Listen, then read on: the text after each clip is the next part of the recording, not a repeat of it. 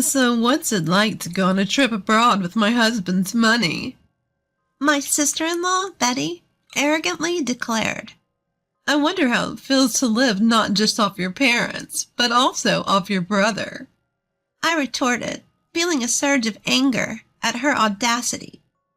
Well, you're one to talk. You're a stay-at-home wife, and yet you hire a maid and don't do any housework at all. That's enough. Both of you, stop it. My father stepped in between Betty and me as our argument threatened to escalate. With a calm look on his face, he pacified me and looked up at Betty. Seems like you can't enjoy your trip with us both here. We'll head back home. Sorry for disturbing. My name is Lisa. I'm nearing my 40s and work while living with my father. My mother passed away due to illness 10 years ago, and my younger brother Jake, who is 5 years younger, has already married and left home. I live modestly with my father in our spacious house. It's not that I can't afford to live alone. I choose to live with my father because I'm worried about him. After losing my mother, he started having frequent health issues and was forced to quit his job as he neared retirement. His condition worsened to the point where he wouldn't eat for days unless reminded, and would be bedridden for almost 2 weeks if he fell ill. I couldn't leave my father alone in such a state. At that time, my brother Jake was already working as a lawyer and had a fiancée. Jake and his wife were planning to build a new home near our house, so it was inevitable that I would stay with my father. Jake is exceptionally gifted compared to me. I never thought that the woman he chose as his wife would turn out to be so unreasonable. Jake's wife, Betty, quit her job immediately after their marriage and became a housewife. She leaves all household chores to a hired butler, and her daily routine seems to revolve around luxury lunches and shopping at high-end stores. Jake is busy with work. Perhaps he doesn't have much time to spend with Betty, but her extravagant lifestyle is shocking. Living close to Jake and Betty's house, I couldn't help but hear about Betty's carefree life. What made it more intolerable were her remarks when she visited our house. When are you planning to leave this house, Lisa? Aren't you embarrassed to live at home at your age? Betty would mock me like this quite often. I swallowed the words. I don't want to hear that from a housewife who doesn't do housework and just enjoys herself, and responded with a vague smile. I've gotten to the point where I wish she wouldn't come to our house at all, but my father shows sympathy towards Betty, saying, Jake might be too busy, and she could be lonely. He doesn't drive her away. Rather, he often invites her to have dinner with us. I wish Jake and my father would show some understanding of the emotional toll this is taking on me. But when I see my father, who is unbothered by Betty's audacious attitude, smiling while eating with her, I can't help but think that as long as he's happy, that's all that matters. Why on earth did Jake marry such a woman? I often wonder, but I suppose there are qualities in Betty that only Jake can appreciate. I purposely ignore Betty's rude remarks and continue eating in silence. That day, as usual, my father invited Betty to have dinner. Jake has been swamped with work lately, and Betty usually helps herself to food left by the housekeeper. My father, perhaps feeling pity for Betty, decided to buy some expensive ingredients and proposed that the 3 of us have a nice meal together. I wasn't particularly thrilled, but if my father insisted, I didn't have a choice. I bought ingredients from the supermarket in town and managed to whip up some dishes I'd never cooked before. My father, who had been losing his appetite, was delighted and laughed, saying, I'm particularly hungry today. Betty arrived significantly past the agreed-upon time, sank into the dining table chair without so much as a decent greeting. The dishes I had prepared were lined up in front of her. Now that we're all here, let's eat, my father cheerfully suggested. Betty didn't seem pleased. She poked at the food with her fork, heaved a big sigh, and said, Do you think I can eat something that looks this unappetizing? Betty shot me a look of contempt, as she glanced at the small dishes. I stared back at Betty, then turned to my father in surprise. My father also looked surprised, his mouth agape as he looked at Betty. Well, it may not be as good as the meals your housekeeper makes, but Lisa made this from scratch. Can't you be a bit more polite? When my father-in-law sternly rebutted, Betty immediately pulled a sour face. I never said I wanted to eat with you guys. I'm helping you make some memories, and you serve me something that looks so unappetizing. Can't you consider my feelings a bit? What do you mean by making memories? I muttered, but Betty picked up on it quickly.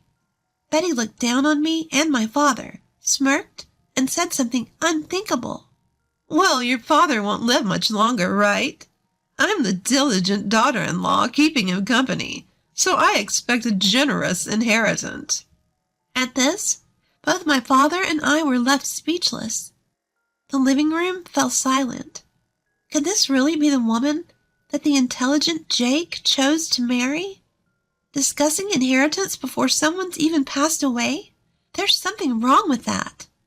Dad, you're going to live for many more decades. Before I knew it, I was shouting. Even Betty, who had been grumpily picking at her gratin, stopped when she saw me letting my anger out. Don't talk about inheritance. To you, Dad may be just another person, but he's family to me. He's also the same to Jake. He's the only living relative left for us who lost our mother. My father gently held me back as I leaned over the table. Panting heavily, I slowly sat back down. My anger towards Betty was still swirling inside my chest. With a deep breath that seemed to pierce my father's mood, I felt my pent-up emotions deflate. I'll pretend I didn't hear what you just said, my father said in an emotionless voice. Immediately, Betty's scoff came flying. All I did was state the facts. I don't want the inheritance taken away by a woman who's still living in her parents' house. Betty's words were so refreshingly straightforward, I no longer had the energy to be angry. She bravely rehashed what my father had tried to let slide, and threw her demeaning words and actions at us. I'll leave this rundown house to you, sister-in-law. Looks like you won't be losing your place to live. Betty's shrill laughter echoed. I wanted to retaliate with a complaint, but when I saw my father quietly shaking his head, I swallowed my words. My father was too lenient with Betty. Even though she might be lonely with Jake, often busy with work, it's not right to sympathize with an adult who can't tell what's appropriate to say and what's not. My father looked at my face and muttered softly, She's the one Jake chose. My father smiled with a hint of sadness. He looked like a father dealing with a troublesome daughter, and also like a man completely worn out by life. I couldn't say anything when I saw my father's face. I had things to say to both my father and Betty, but I wanted to know what Jake thought about all this more than anything. Does Jake know about Betty's behavior? If he's aware of it and just letting it slide, I have to say something as his sister. In the end, Betty barely touched the food I made and left early after a brief conversation. Only my father and I were left in the large living room. Creating memories, huh? Maybe she's right. I quietly exhaled as I noticed my father's figure suddenly seeming smaller when he murmured that. Due to Jake's suggestion, our family decided to go on a trip to France. My father wanted to go to France while he could still walk on his own, so Jake and I planned the trip. Of course, I initially asked Jake to take Dad and go on the trip with just the three of them, without me. Betty would always make snide comments toward me if I was present. I didn't want to ruin the cheerful atmosphere of the trip. However, Jake insisted that it would be best to have someone who usually observes Father's condition, so he ended up purchasing 4 tickets. I reluctantly agreed to accompany them on the trip to France, and as I expected, Betty was in a bad mood the whole time and didn't exchange a single word with anyone on the plane. Once we landed, we went straight to the heart of Paris and enjoyed sightseeing. My father was unbelievably energetic, exploring everywhere. Betty seemed to lighten up a bit when Jake bought her a brand-name bag. She walked arm in arm with Jake, but I couldn't help but notice that Jake didn't look particularly happy. At that moment, I accidentally made eye contact with Betty. She glared at me so fiercely that my heart jumped. By the way, why is Lisa here with us? Betty let go of Jake's arm and confronted me. I asked her to come, in case something happens to Dad. We need someone who can handle it. Jake tried to step in to help, but it seemed like his words didn't reach Betty. She kept staring at me, snickering. What's it like to go on a trip overseas with my husband's money? Airfare isn't cheap, so don't be extravagant, Betty said arrogantly. We're staying in a suite at the hotel, but it would be fine for Lisa to sleep outside, right? Jake called Betty's name sharply, trying to stop her, but she didn't listen. How does it feel to live not only off your parents, but also off your brother? I felt the blood rush to my head at that comment. Betty, you're the one living off Jake. Even though you're a housewife, you hired a housemaid and don't do any housework. Enough. Both of you, stop it. My father intervened just as Betty and I were about to get into a quarrel. With a serene expression, Dad calmed me down, glancing at Betty. It seems our presence is spoiling your trip. We'll go home. Sorry for disturbing you. Lisa, could you check the bus schedule to the airport? Without anger or distress, he calmly made his declaration. A smile spread across Betty's face, while a look of panic raced across Jake's. Wait a minute. What should we do when you guys are gone? Jake had a sudden realization and tried desperately to keep us from leaving. However, once Dad decided to go home, his resolution was firm. He had me check the bus to the airport, and he quickly set off in the opposite direction towards the bus stop. I had no choice but to follow Dad, while keeping an eye on my brother and his wife. We'll be just fine without the old man and old lady. Betty's voice echoed from behind us. I was momentarily angered at Betty treating Dad as an old man, but I had no time to waste on her. I chased after Dad, who was walking ahead, while hearing Jake's cries of anguish and Betty's insults thrown at him. Jake barged into the cafe near the airport where we were having tea, looking desperate. His forehead was covered in an extraordinary amount of sweat, signaling something was amiss. In a frenzy, Jake rushed to our table and bowed his head to us. I'm sorry about earlier. I'll apologize properly later, but for now, I need help with Betty. Jake bowed deeply, pleading with Dad. Dad and I looked at each other in surprise. What happened to Betty? When I asked in place of Dad, Jake began to explain with renewed energy what happened after we left. After we boarded the bus to the airport, Jake and Betty took a taxi to the hotel. The problem occurred after they got in the taxi.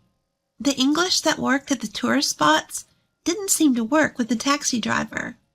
Neither of them spoke French, and they couldn't understand what the driver was saying. The driver was asking them something, but they responded without really understanding. As a result, Jake said that when he paid the money and got off, the driver drove away with Betty still inside. I can't get through to Betty on the phone. She might have been mugged or something after she was dropped off, Jake said, his face turning pale, probably figuring it would be faster to rely on us rather than trying to cope on his own and winding up out of his depth. Jake, who doesn't understand French, asked for our help. My father and I can speak French perfectly. Betty appears to think of my father as an old man who can't do anything, but he used to be a French teacher. And I, too, am a current French teacher. This trip to France was planned by Jake, wanting my father to reminisce about his youth. Once my father arrived in France, he seemed filled with nostalgia and vitality, perhaps remembering his time studying abroad. Since I, too, had studied abroad in France during my student days, after parting ways with my brother and his wife, we slowly talked about our time studying here. My father listened to the stories with a serious expression and eventually gave a slow nod. Let's return to the city center. I bet the taxi that dropped you guys off is waiting for its next fare there. With my father's command, we quickly got ready and set off on a journey to find Betty, who had been left somewhere. My father and I split up to look for the taxi that had dropped off my brother and his wife after returning to the city center. Most taxi drivers speak French without resorting to English. Before me, my father found the taxi that had taken them and quickly arrived at the location where Betty was said to have been dropped off. Fortunately, Betty was there, exactly where she had been dropped off, unhurt, slumped over. It was good that she was uninjured, but as soon as she arrived, she seemed to have been pickpocketed, and all her bags and valuables were gone, leaving her sitting there penniless. When Betty saw Jake's face, tears welled up in her eyes, but she quickly scowled when she saw us. What are they doing here? Betty, who was plainly grumpy, asked Jake, and he sighed heavily. If it weren't for the two of them, you'd have been left here penniless forever, you know. Show some gratitude. Betty's eyes rounded in doubt. What do you mean? Without them, our trip would have been a disaster. You and I, we can't speak French. That's why we ended up like this. But these two are different. Both are French teachers, far better than me. Betty looked uncomfortable, her gaze flitting over to us. A bad thought sprouted in me, and I dropped the quiet words to Betty. If we hadn't found you, you might have been sleeping rough here. Betty bit her lip in frustration. And also, the expenses for the trip were split equally between Jake and me. How's that? An overseas trip fully enjoyed on the money of an old lady living at her parents'? At this, Betty's shoulders began to shake. It's your father's money anyway, isn't it? To Betty's counter-argument, my father gently shook his head. I didn't do anything. Lisa and Jake, they're doing well on their own. They're my pride and joy. Just when I thought Betty was glaring at me intently, she fell silent without saying a word. Even though she had been helped, she didn't utter a single word of thanks. I had a mountain of things I wanted to say to her, but my father whispering, "Take it easy," made me hold back and keep my mouth shut. For Betty, this must have been an incredibly humiliating event. She must not have expected to be saved by the one she had been looking down upon. Even Jake seemed fed up with Betty's stubborn antagonism towards us, his face showing clear signs of frustration. Well, now that the issue has been resolved, shall we resume sightseeing? Let's go to a restaurant I used to frequent when I was studying here. My father suggested cheerfully. At my father's bright words, the family was once again united. We ignored the depressed Betty and thoroughly enjoyed our trip in France. Upon our return to the States, Jake was constantly apologizing to us, and he surprisingly and abruptly divorced Betty. Shocked, I asked him why they had married in the first place. Apparently, Jake had married Betty because she claimed to be pregnant and insisted he take responsibility. After they married, it turned out that her claim of being pregnant was a lie. However, Jake said he couldn't easily file for divorce due to concerns about his public image. However, his patience with Betty, who looked down on my father and me, had run its course, leading him to decide on the divorce. After the divorce, Betty was kicked out of their new home and couldn't continue her life as a housewife anymore. Of course, there was no maid to take care of the housework for her. What's more, due to a pickpocket incident during our trip to France, Betty ended up losing half her assets. She must be working hard, breaking a sweat by now. My father, remembering his younger days during our trip to France, became noticeably more cheerful and lively. I quit my long-term teaching job at school and am now busy running a French language school at home after some renovations. I'm hoping that my father will also teach French in our school someday. Our dreams as a family continue to expand.